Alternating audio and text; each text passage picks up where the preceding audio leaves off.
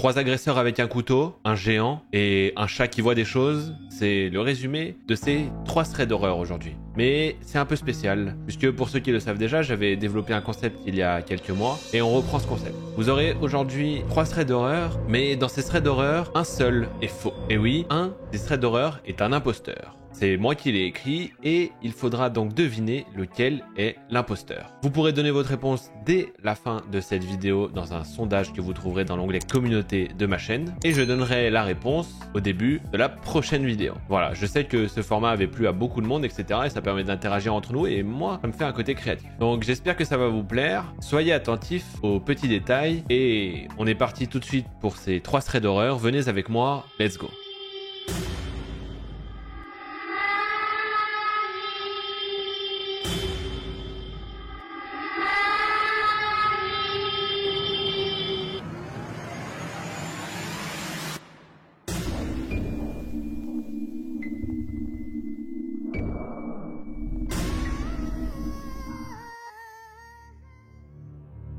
La première histoire, c'est celle de Wine-Mitty et elle nous explique qu'elle a 16 ans. Elle a déménagé de Paris pour vivre en Vendée avec sa famille et elle va nous raconter la pire soirée de sa vie, la soirée où elle a failli perdre la vie. C'était le 11 juin 2020, on sortait à peine du confinement et pendant le confinement, elle s'était fait une coupe rasée totalement sur les côtés, c'était un peu son délire de confinement et elle a décidé pour les retrouver avec ses amis d'organiser une chasse à l'homme dans toute la ville. Donc une chasse à l'homme, c'est en gros des policiers et des fugitifs, le groupe des fugitifs doit échapper aux policiers et vous l'avez très bien compris pour ceux qui ont déjà fait des chasses à l'homme, mais voilà, c'est assez clair et je préfère le préciser pour ceux qui connaissent pas. La mère de Wine-Mitty avait donné à sa fille donc la permission de 21h à minuit, à condition qu'il y ait un adulte avec eux. Wine-Mitty a 15 ans à ce moment-là. La maman d'un copain à elle est donc venue et ils ont commencé à faire les groupes. Wine-Mitty était dans le groupe des fugitifs et la maman était dans le groupe des policiers. Ils ont commencé à jouer, etc. Ils rigolaient énormément, hein. C'est un jeu qui est très drôle, qui fait monter l'adrénaline, etc. Donc t'arrêtes pas de rigoler, surtout quand tu te fais courser, etc. Pour ceux qui ont déjà joué, je pense qu'ils comprennent. Et alors qu'ils étaient dans une nouvelle un peu moins éclairée, Wine-Mitty et son groupe entendent qu'ils se font siffler. Wine-Mitty elle est un peu saoulée, donc elle se tourne et elle dit bon, qu'est-ce que vous voulez? Et là elle voit le groupe qui sont en fait 3 personnes en train de leur courir dessus comme s'ils voulaient les agresser. Arrivée à leur niveau, l'une des filles du groupe sort un couteau qui n'est pas un couteau vraiment d'attaque ou un couteau de chasse, enfin un truc vraiment aiguisé, c'est plutôt un couteau style couteau de cuisine ou pour manger, mais elle commence à menacer Wine-Mitty avec. Elle essaie même de lui mettre un coup de couteau au niveau de la tête qu'elle esquive miraculeusement, mais juste après elle commence à essayer de lui mettre des coups de couteau au ventre. Malheureusement, Wine-Mitty à ce moment-là se fait atteindre. Ce qui est quand même une bonne nouvelle, c'est que avant de partir, vu qu'il faisait frais, elle avait mis plusieurs couches de vêtements sur elle et ça a un peu amorti le choc. Mais malheureusement, elle est tout de même touchée. Un des membres de son groupe, qu'on appellera Chris, avait lui aussi un couteau et il finit par le sortir pour menacer la fille et lui faire peur pour qu'elle arrête de s'en prendre à Wine-Mitty. La fille a directement eu peur, elle a reculé et les autres amis de Wine-Mitty l'ont tirée en arrière vu qu'elle était tombée au sol. Ils l'ont aidée à se relever, etc. Elle avait été touchée, mais sur le moment, rien de grave. Alors qu'ils sont en train de la relever, etc., ils se rendent compte que le groupe d'agresseurs n'est pas loin et ils décident donc de tous partir en courant. Sauf que dans la panique, ils finissent par tous se séparer et Wine-Mitty se retrouve seul. Le groupe l'agresseur voit ça et décide de lui foncer dessus. Wine-Mitty a le temps d'appeler les gendarmes et la gendarme au téléphone lui dit de courir vers une maison et de frapper chez la première personne chez qui elle va tomber pour qu'il puisse lui ouvrir et qu'elle puisse se réfugier là-bas. C'est ce qu'elle fait donc, elle court malgré ses blessures, elle saute dans un jardin, elle frappe mais malheureusement personne ne répond. Elle décide d'essayer de se cacher mais elle sait que les agresseurs l'ont vue et elle panique totalement au téléphone. Elle dit à la gendarme qu'elle va mourir, qu'ils vont l'attraper et qu'elle ne pourra plus s'enfuir. La gendarme essaie de la calmer et lui dit simplement il faut que tu fonces vers une autre maison et dès que tu vois de la lumière tu frappes à cet endroit-là et tu te réfugies. Si jamais il t'agresse, ta plainte aura plus de poids. Pas très rassurant mais bon, elle essaie de la rassurer comme elle peut. Du coup, Wine-Mitty utilise tout son courage, elle court dans la rue et trouve une maison avec de la lumière. Elle frappe, elle tombe sur des personnes adorables qui la laissent entrer et qui ferment à clé juste derrière elle. Au moment où il ferme à clé, il voit que la poignée bouge, les agresseurs essaient d'entrer et alors qu'il se tourne, il voit un autre des agresseurs avec un couteau à la main à la fenêtre qui leur fait un sourire terrifiant.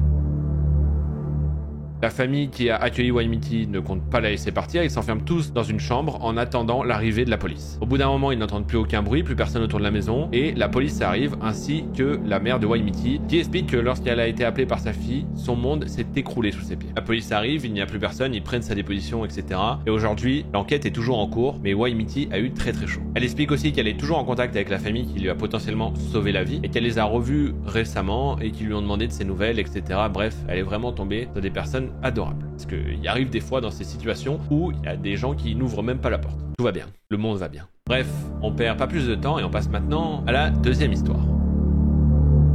Cette histoire, c'est l'histoire de Camille. Elle se déroule alors qu'elle avait une vingtaine d'années et qu'elle rentrait de son école d'études supérieures. Elle explique que tous les soirs, comme d'habitude à la sortie, elle sort vers 18h30 et qu'elle prend le même tram, qu'elle a environ 7 arrêts et que normalement elle le prend avec une amie à elle. Ce soir-là, elle devait rentrer seule, mais son amie attend quand même à l'arrêt avec elle pour pas qu'elle soit toute seule le temps d'attendre, etc. Au bout d'un moment, son tram arrive, Camille rentre dans le tram et son amie part à ses occupations. Miraculeusement, comme elle le dit, c'est très rare à cette heure-ci, mais il y a de la place dans le tram, donc elle décide d'aller s'asseoir, elle met ses écouteurs et elle attend que les arrêts passent. Sauf que déjà au moment où elle s'assoit, elle commence à ressentir une petite pression, elle se sent observée. Alors qu'elle se sent observée, elle lève la tête et elle voit un homme gigantesque en train de la regarder. Elle dit qu'il devrait faire à peu près 1m95, qu'il avait une corpulence assez forte et qu'il avait des mains immenses. Et il la fixait avec le regard le plus terrifiant qu'elle ait vu de sa vie. Elle explique que dans son regard, elle savait qu'il ne lui voulait pas du bien. Au bout de quelques secondes de ce regard, le mec s'avance carrément vers elle et commence à s'asseoir en face d'elle. Et à ce moment-là, il continue de la fixer. Il est à quelques centimètres d'elle, mais il continue à la fixer du regard le plus horrible qu'elle ait vu de sa vie. Camille, elle décide de se déplacer, de se mettre ailleurs, mais peu importe où elle se met, le mec continue à la fixer. Que ça soit à travers la vitre du tram ou directement en regard direct en fonction de là où elle se trouve dans le tram. Ce calvaire va durer ces 7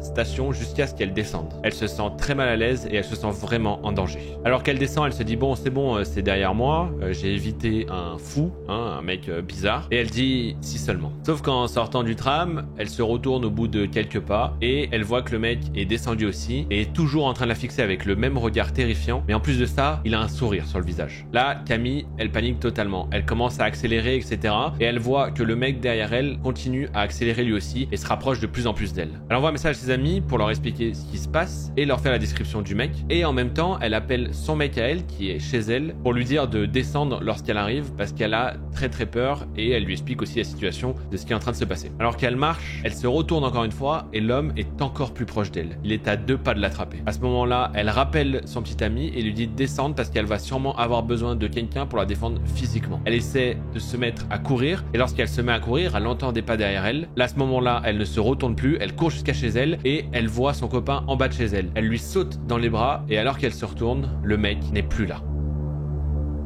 Elle ne sait pas comment elle a réussi à lui échapper, elle ne sait pas à quel moment il a décidé d'abandonner. Tout ce qu'elle sait, c'est que vu sa corpulence à lui et vu sa corpulence à elle, s'il y avait dû avoir confrontation physique, elle aurait très mal fini.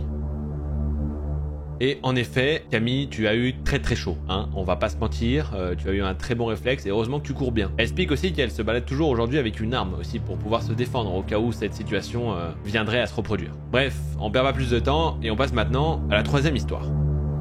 Cette histoire, c'est l'histoire de Luc, et Luc nous explique comment des faits il a 30 ans et qu'il vit chez sa mère. Pourquoi il vit chez sa mère? C'est parce qu'il vient de sortir d'une relation difficile et que du coup il est retourné vivre chez sa mère pendant un certain temps. Luc nous explique que suite à cette séparation, il a plus trop de joie de vivre, hein, il est vraiment déprimé, etc.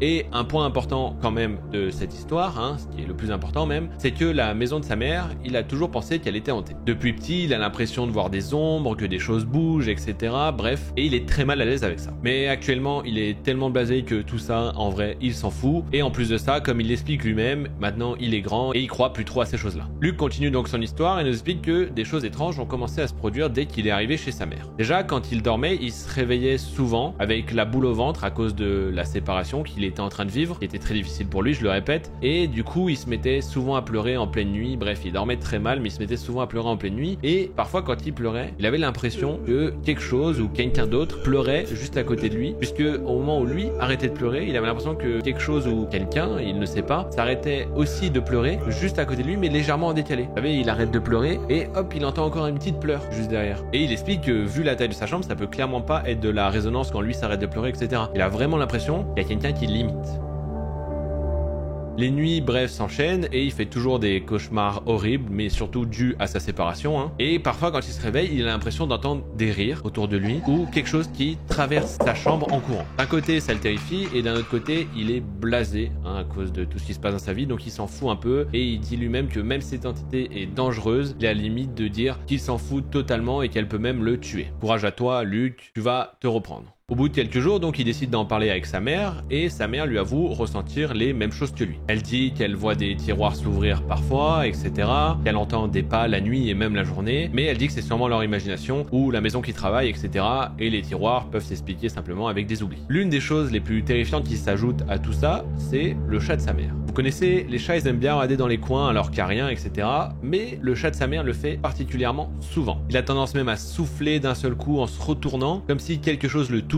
Il fixe les coins de la maison où il n'y a rien, et la nuit particulièrement, il s'agite énormément, souffle, etc. dès qu'il y a des bruits. Une autre nuit, alors que Luke dort et qu'il se réveille comme d'habitude, le chat est posé sur son lit et fixe un coin de la chambre. Luke, il prend le temps de se réveiller, vous connaissez, il est un peu dans le chou, et alors qu'il regarde dans le coin, il a l'impression aussi de voir quelqu'un. Il a encore un peu les yeux embrumés, etc. Alors qu'il se frotte un peu les yeux et qu'il regarde, là, il est persuadé qu'il y a quelqu'un dans le coin de sa chambre, dans l'ombre, qui est en train de le regarder avec le sourire le plus terrifiant qu'il a vu de sa vie.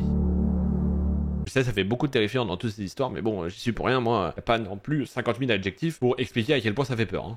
Voilà. En plus de ça, au moment où il regarde et qu'il est persuadé, son chat se met à souffler et à se gonfler. Luke, malgré le fait qu'il soit très triste, etc., il commence vraiment à flipper, il allume la lumière qui est juste à côté de lui, et au moment où il allume la lumière, plus rien, et même le chat arrête de souffler. Il essaie de rationaliser tout ça avec les ombres, on peut imaginer qu'il y a quelqu'un, etc., mais il faut dire que la coïncidence est troublante. Luke a vraiment l'impression de voir quelqu'un, et le chat souffle en même temps, encore une fois. Le point culminant de cette histoire, parce que c'est pas fini, c'est lorsqu'un jour, Luke décide de fixer son chat lorsqu'il souffle, pour essayer de voir s'il se passe quelque chose autour de lui, etc., pour voir pourquoi il a cette réaction. Et alors qu'il est en train de fixer son chat, qui est un peu agité, etc., juste avant que son chat se mette à de nouveau souffler et à sauter en arrière carrément, il a l'impression de voir une main qui se dessine sur le dos de son chat. Au moment où la main se dessine sur le dos de son chat, le chat se retourne, souffle et saute un petit peu en arrière, comme s'il venait d'être surpris, comme si quelque chose l'avait véritablement touché.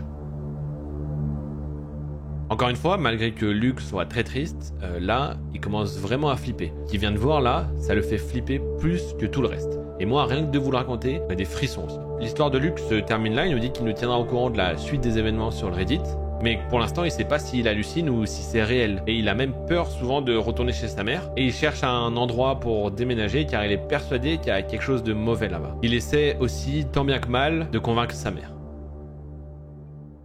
Et si vous voulez voir une autre vidéo d'horreur de la chaîne de Makou, je vous laisse cliquer juste là-haut en fiche pour être redirigé vers une autre vidéo. N'oubliez pas d'aller dans le sondage de l'onglet communauté de la chaîne pour participer et donner votre avis sur laquelle de ces histoires est l'imposteur. Et sur ce, j'espère que cette vidéo vous a plu, j'espère que le calendrier de l'avant de la semaine dernière qui s'est terminé vous a plu. On est reparti pour entre 2 et 3 vidéos par semaine en fonction du temps que je vais avoir. Les grosses vidéos comme celle qui est sortie mercredi ou jeudi, je sais pas encore, sont très longues à produire tout seul, le temps des recherches, des sources, d'écriture, de tournage et de montage, ça prend énormément de temps, donc je vais essayer de faire 2 à 3 vidéos par semaine, mais ça sera 2 minimum et voire 3 quand ça sera possible. J'espère que ce format vous plaît et sur ce, je vous souhaite une excellente matinée, nuit, journée, ce que vous voulez et je vous fais un bisou la famille.